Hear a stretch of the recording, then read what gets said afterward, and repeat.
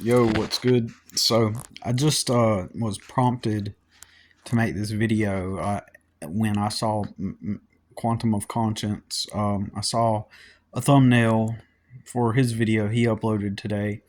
Can the spirit, and the title was something like, "Could the spiritual work um, really be as simple as doing only one thing," or something like that? But that's the basic gist of it. Wow, I'm surprised I actually remembered that and I got it right, because normally I might forget, the moment I hit the record button. So, but yeah, could it be as simple as doing only one thing? And that prompted me, and and obviously this is going to be just audio, since I'm just lying here and it's too late and I have trouble getting to sleep. So, I believe, you know if we just let go of all of the looking for what things mean spiritually, and starting a plan to build our life to become who we want to be fully, and to have the number two, the freedom to do what we want to do whenever we want to do. That's it. That And I haven't listened to his video yet. I say listened to because I don't typically normally listen to videos. I'm sorry, I don't normally watch videos. I listen to them when I'm working and when I'm doing house chores. That's when I'm consuming the videos.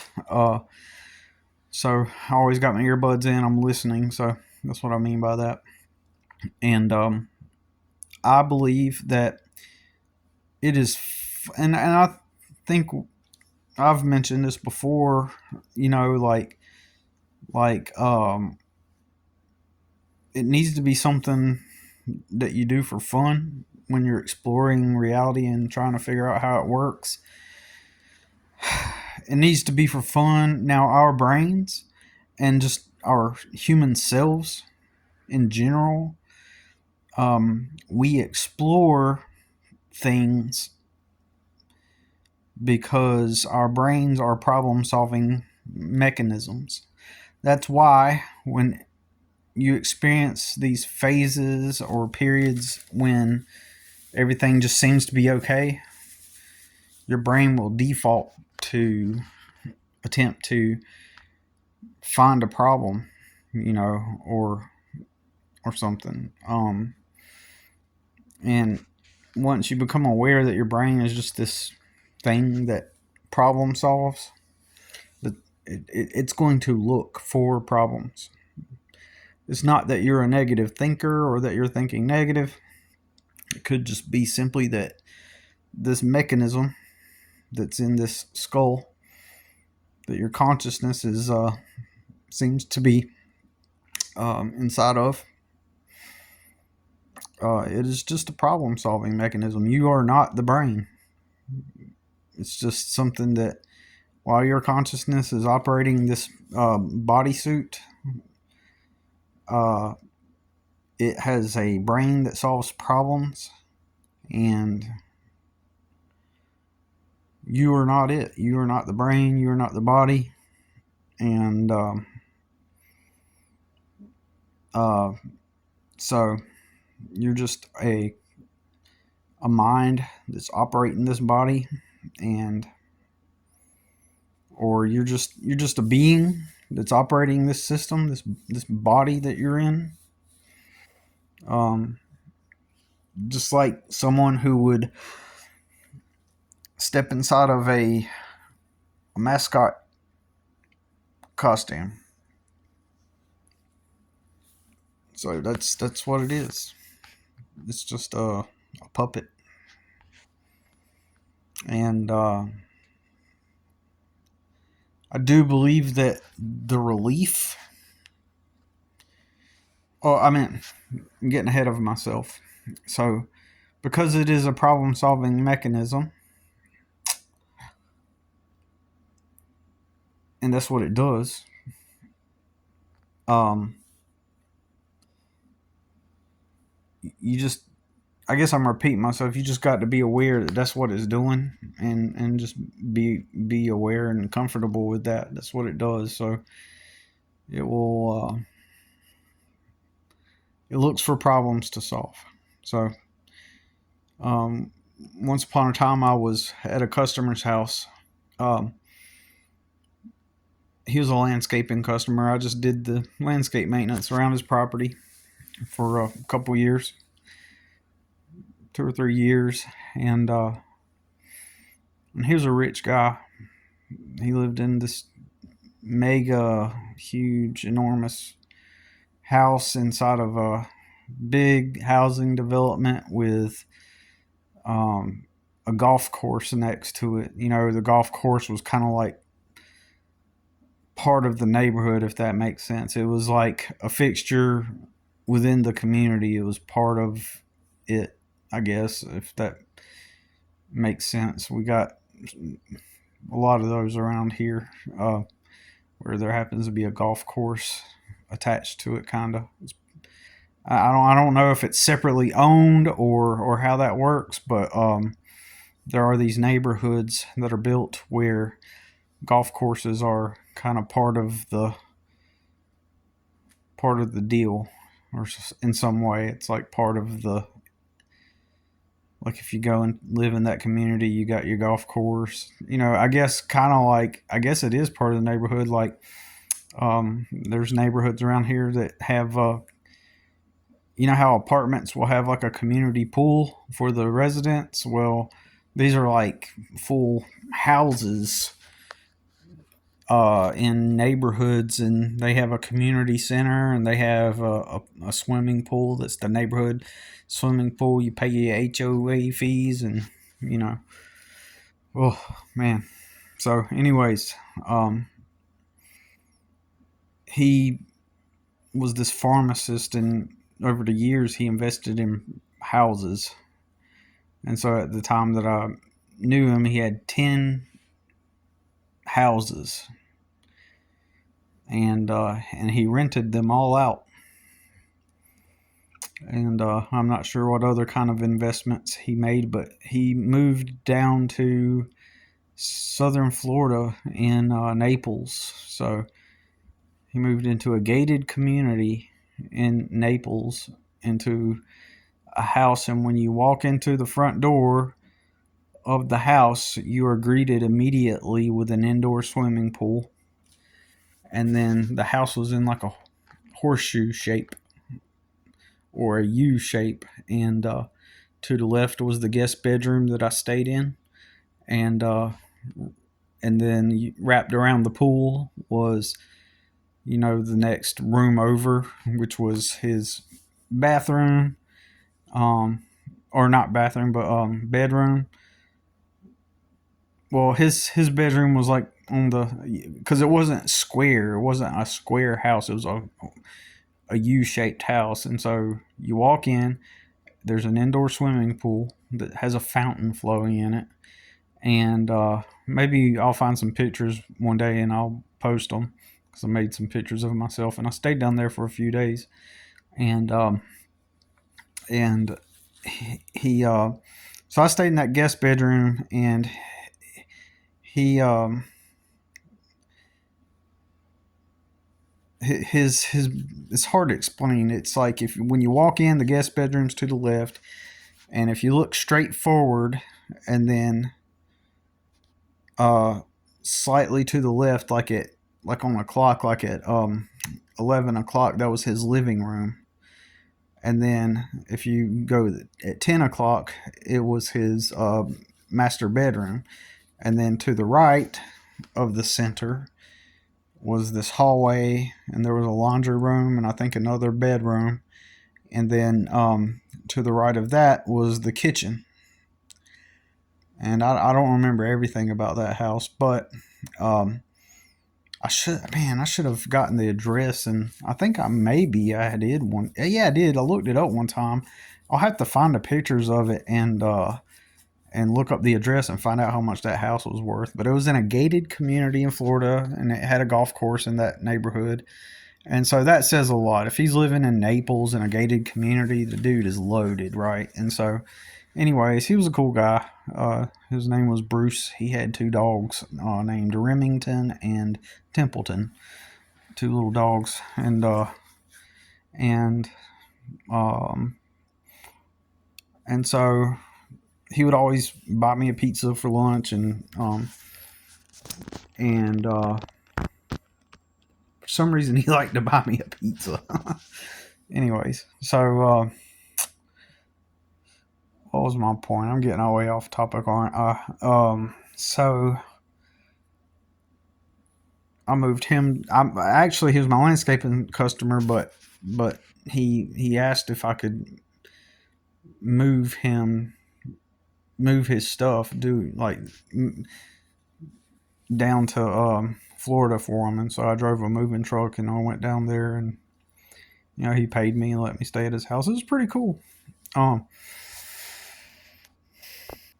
So when getting back on topic, when I went to his house, they had another rich friend come over, some lady, and I probably looked like a bum, but she was there, and these people did not have money problems at all. At all, they didn't have any problems at all. And I wish I would have thought to even mentally note down what they were saying. These people were discussing something that was a set of problems that they were having. And I remember in that moment thinking to myself, these are not problems. These literally are not problems.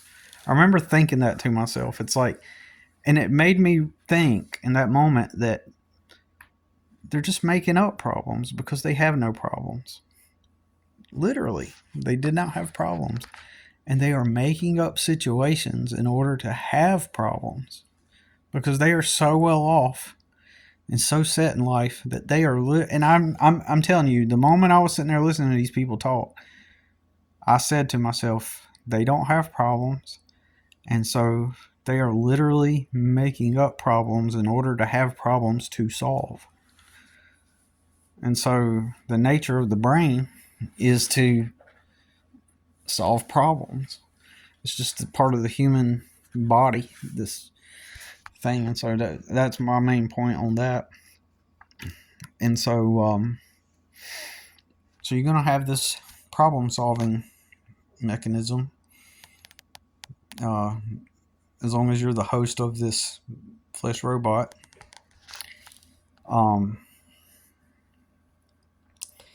And I think I did get off track, but I'm just going to continue. The remedy, the one simple thing in my opinion, and I look forward to listening to Matt's videos on the topic, is become free.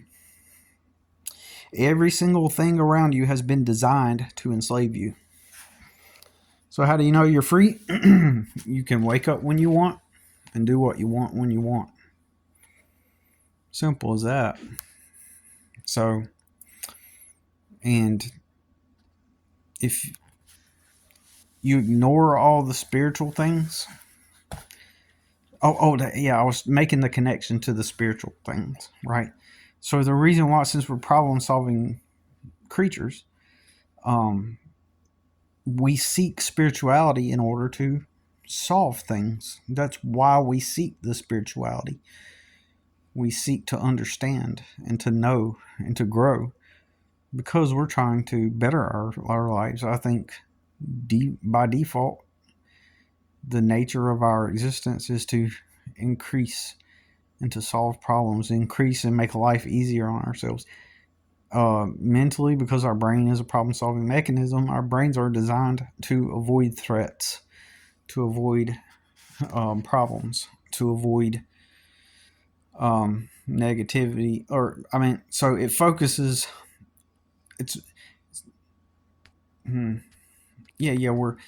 We're pleasure seeking. It's a lizard type of, you know, type of How to explain it? We're currently, our society, we're like in a lizard brain society. Like, right, everything right now is about the primitive primal lizard brain. Uh, Respond to stimulus. Everybody's addicted. Everybody's looking for the next new thing. That's just predominantly what rules right now. The lizard brain, right? That's the main thing that rules society right now. The predominant thing, right? And so the impulse, the id, I guess. And so that's predominantly what's running everything. That's why the stupidest of people become famous nowadays, and why it's even pumped out into the world, because the powers that be know to remove people from their mammalian side and from their you know human consciousness side, and have them constantly in this animalistic side, but mostly reptilian brain. It keeps them under control. It really is a way to keep people um, under control, because they just seeking stimulus. And so the brain works that way. So okay, so that again, so that's why we will become interested in spirituality in the beginning, at least for most of us. You know, to solve those problems and improve on those problems, and most of spirituality is about that for most people. And I know it was for me. I was a poor kid living in a trailer park with no parents. And I mean, I had parents, but they were just dysfunctional, and they were not being parents. And so what did I do? I sought church. I sought Jesus. I sought something better, and this was going to solve my problems.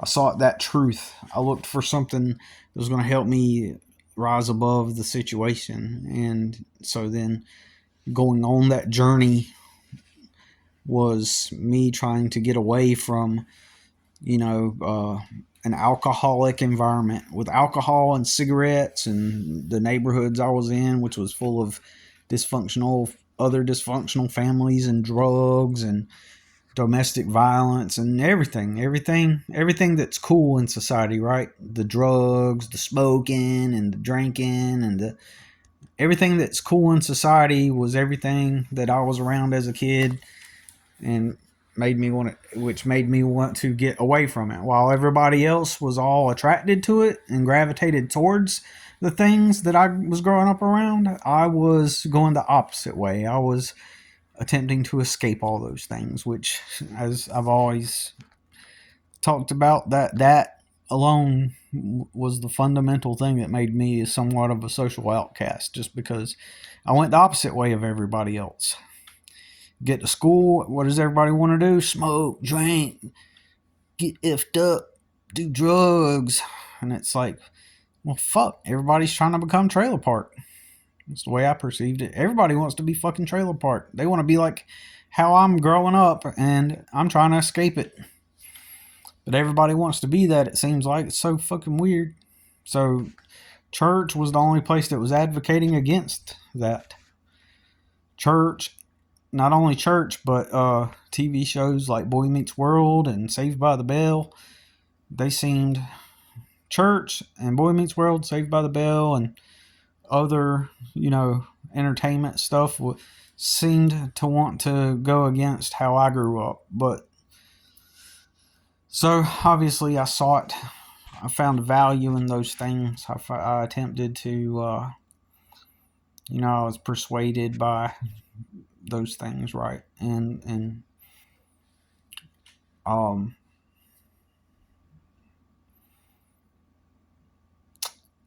had I done the drugs and smoked the stuff like everybody else, I would have been more socially embraced. I would have more um, connections.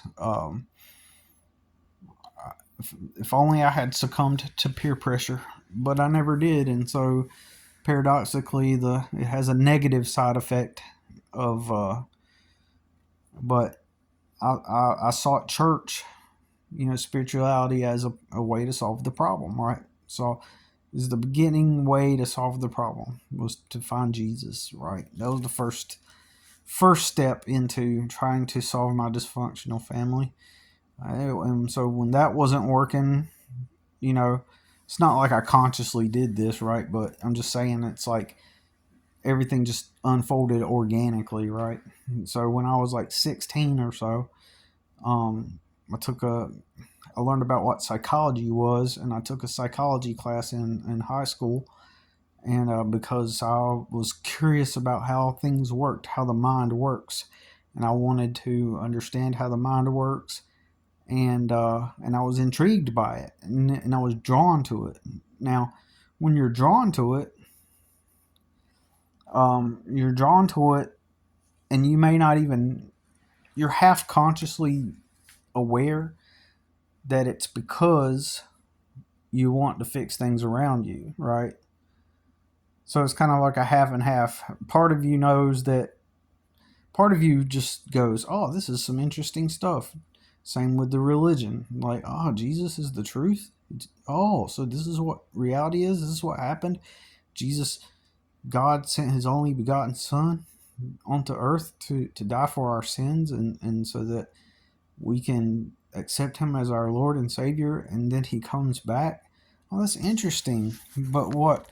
So there is that component to it to where we just simply find it intriguing or fascinating, And then the human behavior thing was fascinating, but underlying, so I'm still conscious of the fact that I was wanting to use these things as problem solving tools, but at the same time, um, I was also fascinated by them in that light too, dually both things. So I enjoyed the idea of learning psychology, but at the same time, like, so why did I enjoy that idea of learning psychology? So I can learn about the human mind, so that I can fix my family. Being a codependent, you know, and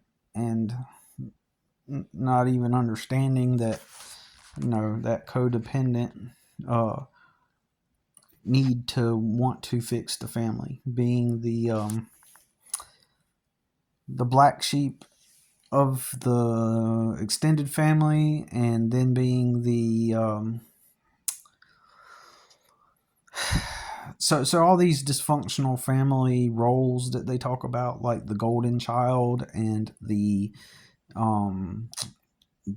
obviously the black sheep, and then there's the golden child, and then there's the scapegoated child. There's all these different dysfunctional family roles. Well, they're fluid and they can overlap or shift and change. Like, at one point, to some extent, in my family, I was kind of the golden child because I was the smartest, most talented, and all that stuff. As a kid, I was kind of like known to be like smart, like, and all that stuff, and talented, and and but I started to stand out in a negative way because, like, the more I got older and became a teenager, because I didn't want to smoke because I was in a filthy trailer with roaches and cigarette smoke, and from both parents, and so I wasn't a regular teenager who got into doing the weed like all everybody else was. So I was, and I'm here coming from a trailer park and trying to get into a small town Southern Baptist church, like independent Baptist church. I was destined to be perceived as just this odd, fucking weird oddball, right? So you got to think, like, that's why I'm searching for something beyond alcoholism and drugs and stuff like that. So, um, when I even had a group of guys come up in the trailer park, big older guys, you know, than me and bigger, and they surrounded me. There were about five of them, and they told me, do you want to come smoke weed with us? And I said no, and then they called me a pussy. You know, I don't know why they did that, but they did. They were trying to be cool and all that shit, and I was probably 16. They were probably like 17 or 18. That really did happen, and so the more and more, I told this story a long time ago. One of my first experiences around weed was, it was not my first experience, but it was one of my two first experiences. My three first experiences around weed were all negative, but one, like the third experience around weed was, I went into a trailer and it was a group of people, and this one dude, he was kind of jealous of me and over some things. And anyways, they were all smoking the peaceful plant that brings everybody together, and he thought it would be cool to throw a dart at me. And he was an older guy. He was older than me by a year or two, and I was 11, and so he was probably 12 or 13, or 13 and 14, something like that. And he thought it would be funny to throw a dart at me. He threw a dart at me, and it pierced into my arm. And then later on, one day, me and him got into this mock sword fight, and I don't know why, but he walked up to me, and he wasn't overly aggressive with me. He wasn't like mean to me, like in that sense. It was like he was jealous of me for some reason, but he wasn't mean. He was like not passive aggressive either. I wouldn't call that. I don't know what the proper term would be for this phenomenon, but he never outright said anything mean to me. But he come up to me with this stick, and or I had a stick or something, I don't know, and he was like, "Hey, you want a sword fight?" And then, and I'm like, so I started sword fighting him, and with this stick, and then ultimately he jabbed this stick into my right arm, into my forearm, and a piece of it stuck into my arm, like about like an inch deep, or not deep, but about an inch went into my skin, and so it was hanging on there. We broke it off, and and uh and then he walked on, and like he didn't do it like in this like mean way, because I have experienced those types too as a kid, right? I did experience like the mean ones. He had a weird way of. I remember he first started smoking, and he would smoke, and that made everybody think that he was like cool and like adult. And that's where it starts. That's where that programming starts. Somebody, all the kids don't smoke yet, but then one of them finally decides to start doing it, and everybody's like, "Oh, oh yeah, he's wise." Oh, and so what they do, and here's what happens when they do start smoking. That one kid that does start smoking, when he does start smoking, um, he'll act like he's an adult, right? He'll act mature, and that's where that programming comes from. That's why when Snooks gets on his channel and he lights up that cigarette, everybody says, "Oh my God, so real." The reason why they do that is because in their past, this is one of the reasons. In their past, they remember a time where there was that one guy who started smoking, and he was their age, and he started acting like he's an adult, right? Because he's smoking. And so that imprints into the consciousness. And so years later, when you see a guy on the internet go, "Man, don't do things I do, but, I got to do this just to get through the video," and then he lights the cigarette, everybody goes, "Oh my God, he's so real." I can't believe I tainted this video by telling that story, but it is true. And um, so, anyways, that guy with the stick, that piece of wood, the part that did not come out then, like, okay, so when it went in and we broke it off, it protruded out of my arm, and I never got it completely out. And so that stick remains in my arm to this day. That splinter, that inch long splinter, that it remains in my arm to this day, and you can even feel it with your fingers. It's still there, and I think I would like to get it removed. To be real, I thought about leaving it in at some point. I would like to get it removed, but for right now, it's not bothering me, and I don't know. For some reason, symbolically, it feels like if I get that removed, I get the energy of that place in 1992 from out of my body. So I think one day when I have the money, I should start a GoFundMe and be like, in 1992, me and this kid got in a stick fight.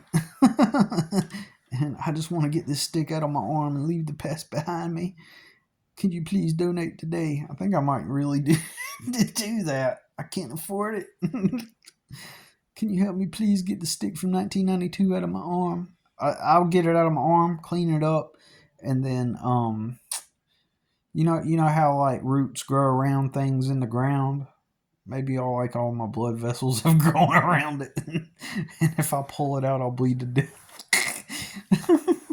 I don't know. I'm just being stupid, but oh Jesus. But yeah. Um, so yeah, I've had everything around weed has always been like a negative experience, and so I never cared for it, and so um that. But anyways, that's why we seek the spirituality though, to solve issues. So, but when we can arrive at a place where we do it for fun, and it is fun. My search for spirituality has been, up to this point, even part of a means or even a need, if you want to, yeah, a need to want to solve something greater, right? Because imagine if you could figure out manifesting, for example, like spirituality, right? Let's say that you could figure out how to manifest stuff, then what would that do? That would resolve your problem of lack of things that you need. You, if you knew manifesting, you'd be able to manifest those things, right? So that's an example. Or if you arrive at, I've never believed in this, by the way, but I'm going to use it as an example. If you believe that you can arrive at the point of enlightenment, right? This ambiguous, thing called enlightenment, where someday if you manage to get there, then you will be, the bliss, and you've become all the oneness, and everything is you finally arrived, you're enlightened. Like, it's this, carrot, dangling carrot that you're always chasing, right? I remember this one guy on the internet. He's popular for spiritual videos, and he endorses the psychedelics and stuff. And I think, I can't remember his channel name, but you might have seen him. He's this bald guy. He's got like tons of followers. He probably has like over 1 million followers at this point. But he did, I think he did like psychedelics on one of his videos, and he was like crying. He's like, "Oh, I've reached enlightenment. Oh, and so like that's supposed to be like what you're looking for, and that's the pinnacle of the human experience is being on the psychedelics and having the enlightenment experience. Or what's the other one? There's this other awakening. Like there's a certain experience that you have once you've aligned all your chakras and you've arrived at this one place where some kind of awakening. It's actually a term from a actual religion, I think. Uh, oh man, I wish I could remember it, but it's like this a certain type of enlightening experience that you go through where you and then once you've reached that, then you've reached like everything shifts and changes and um but see all of those things that what I'm talking about here, all those spiritual experiences and everything and all the highs from the drugs and all that stuff, all and the spiritual experiences, all that stuff is just distractions from the one thing that that simplifies it all. It's freedom, right? It's freedom. When you have the ability to wake up when you want and do what you want when you want, then you're there, right? Um, and and it's being on the path to getting there, right? So, um, now I might have sounded like I just contradicted myself, but bear with me. Like, you want to be on the path to freedom. You want to be able to. If you have a friend, I have a friend that lives in Alaska. If I want to go visit my friend, I should be able to right now say, "Hey, you know what? I'm gonna get up here in a minute. Or first thing in the morning, I'm gonna wake up and I'm gonna book a ticket and go see my friend in Alaska." Right? I should be able to do that. You know, um, uh, I should be content with where I'm at. You should be at a place where you're content with who you are, content where you're at in life, have the ability to build upon that, and if you're in that spot and you do have the ability to build upon that and move forward, then you're free. Um, even if you're not at the point of where you can yet like drop what you're doing and go visit a friend like that, even if you're not at that point, then uh when you're at least in a position to where you can be aiming towards that and building towards that, then you're free. Even if you're working a job for somebody else currently, as long as that job is functioning as a proper stepping stone to put you in that direction, then you're free. And so you could say that there's different levels of the freedom. There's it's a combination, it's the mixture of the anticipation, the hope, and the looking forward to itness of being able to arrive at that point of freedom, right? Personal freedom is and being surrounded by the people that support you and care about you, and being able and ultimately, not to take away from what I just said, but to add to it, ultimately you do what you want. when I say you do what you want when you want, um, you're doing something that does. I'm talking about making a living part. You're doing something that is authentic to you, right? Where it aligns with who you are, right?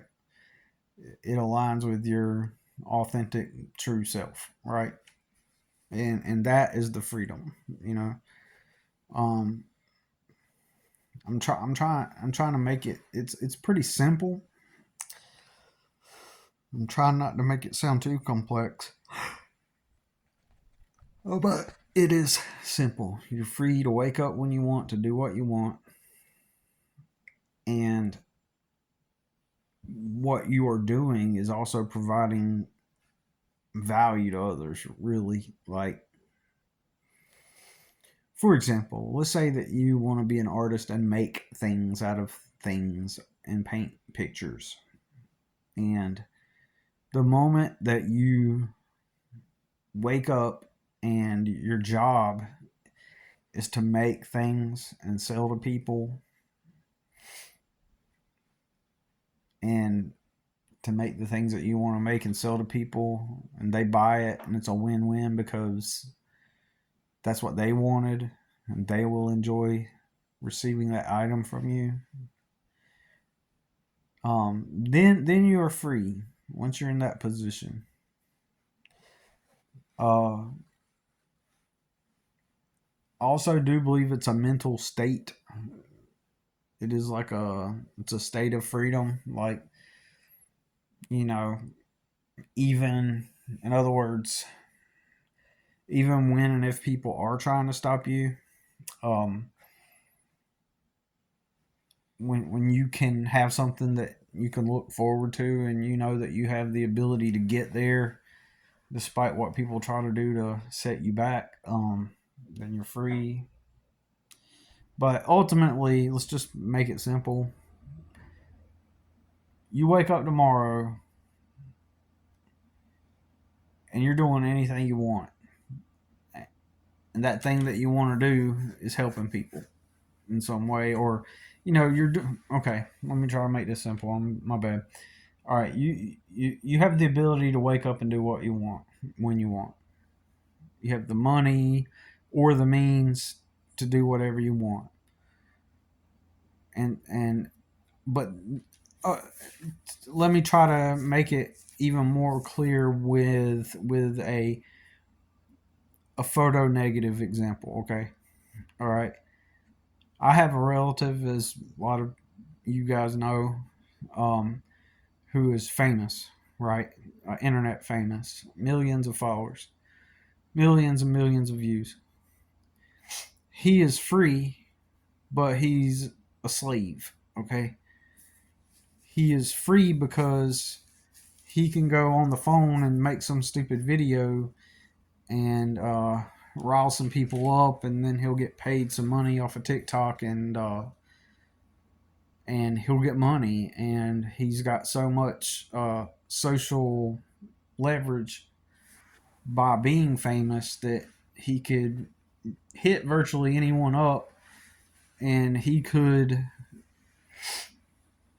always have a place to live if he wants. He could always, um, like, he's got the ultimate freedom in the physical world, right?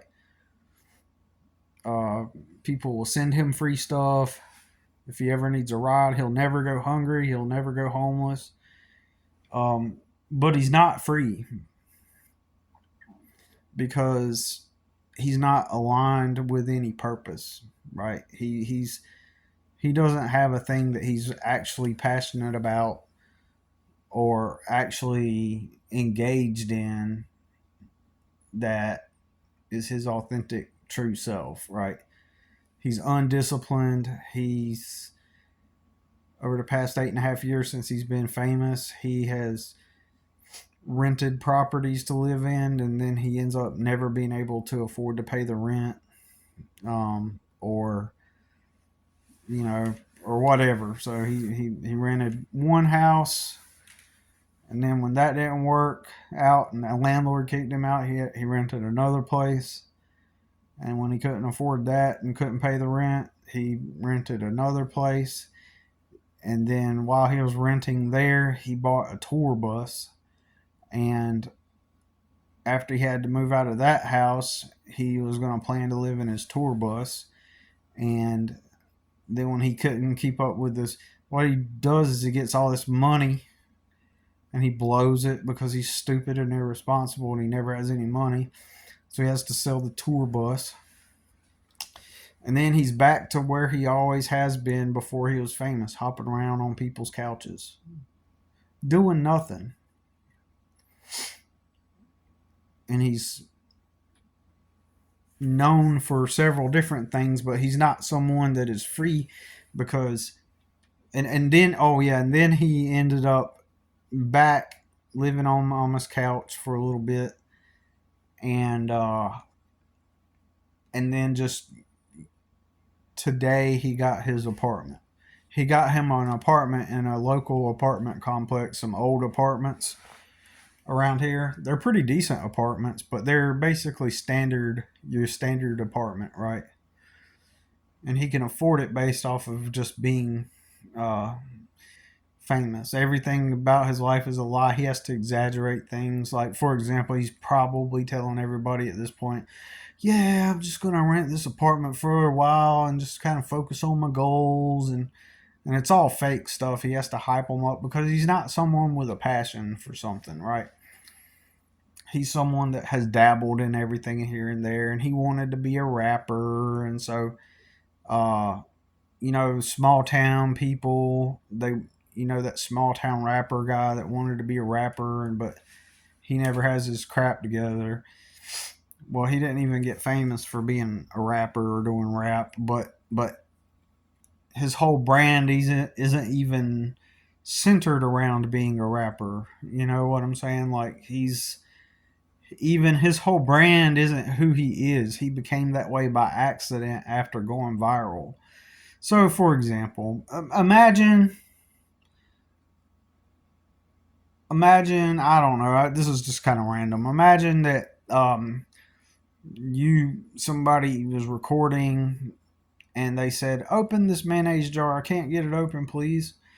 And you say, "Sure," but you hate mayonnaise, right? And you open the jar, and then all of a sudden the lid pops off and it does something crazy and it makes you go viral, right? And so now you're known as that mayonnaise guy or gal, right? So let's just say you're known as that mayonnaise guy, and you become famous because you're that mayonnaise guy, and you don't even like mayonnaise, right? But now the whole internet and the whole world knows you as that mayonnaise guy. So then you start promoting mayonnaise and you start acting like you really like mayonnaise, but you really hate it or don't like it. But now you have to go around the whole world pretending like you love mayonnaise just because that's what made you go famous. Similar situation with my relative. He went viral for something that truly is not aligned with who he really is.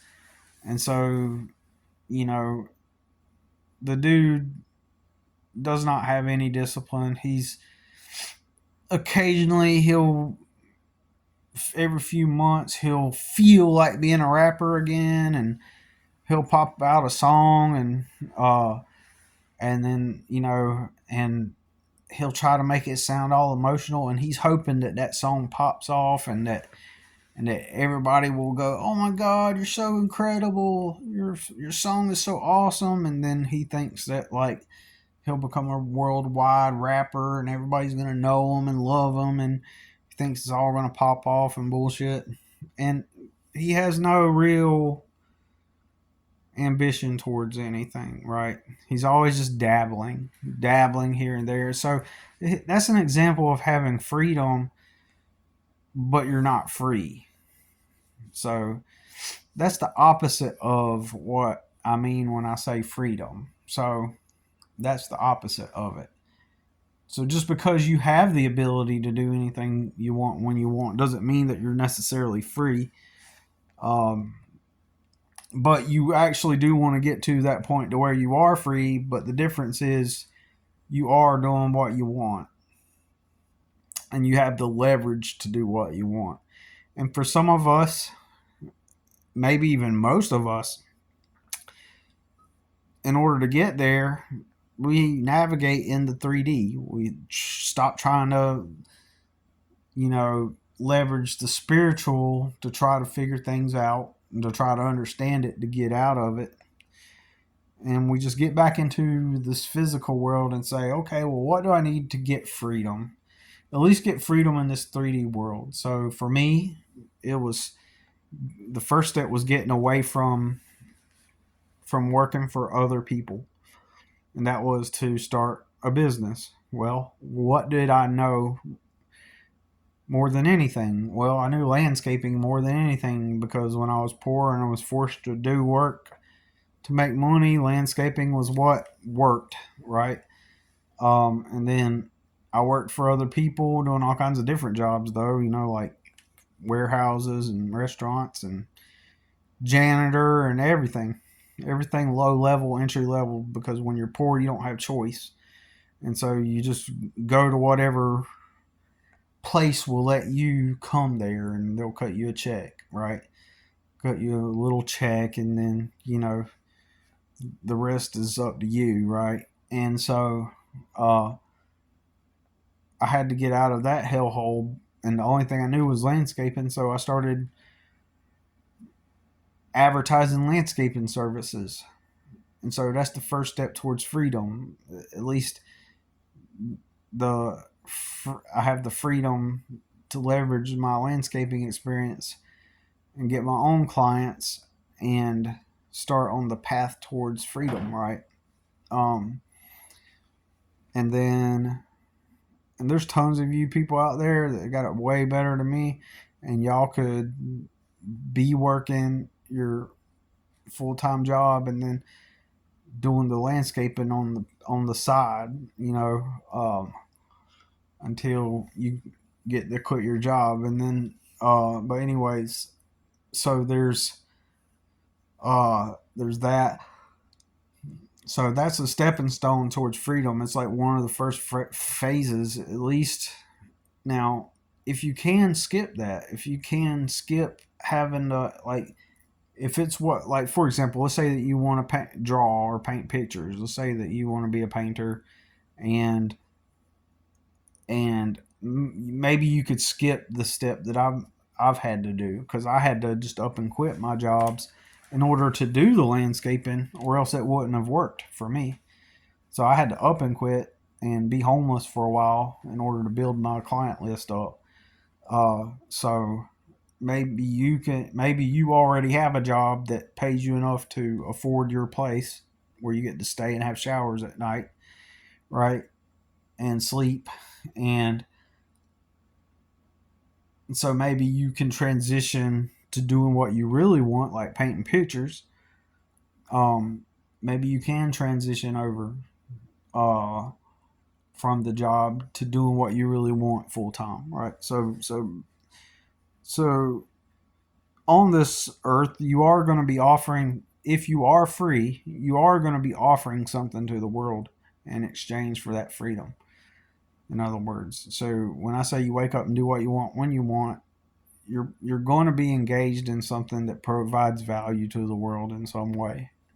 So, for example, my next step towards freedom would be that I would be making things, making art and doing things and selling it, and having created a customer base out of that, right?